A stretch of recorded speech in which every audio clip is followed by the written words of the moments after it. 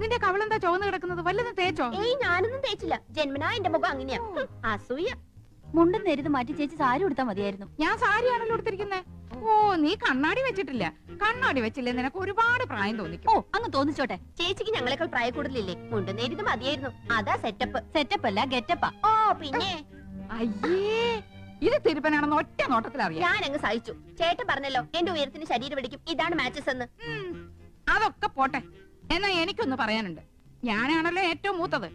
യമുന വന്ന ആദ്യം വരേണ്ടത് എന്റെ മുറിയിലേക്കാ. നാക്കെടുത്ത യമുന ഇംഗ്ലീഷേ പറയൂ. കുറച്ചെങ്കിലും ഇംഗ്ലീഷ് അറിയാവുന്ന എനിക്കാ. ആദ്യം എന്റെ മുറി വരട്ടെ. കാണാലോ പൂരം. യമുന ആദ്യം എന്റെ മുറിയിലേക്ക് വരൂ. ഞങ്ങൾ സമപ്രായക്കാരല്ലേ. ഭാഗ്യദോഷത്തിന് ഞാൻ സിനിമാ നടി ആയില്ലെന്നുള്ള കാര്യം യമുനയ്ക്ക് അറിയാം.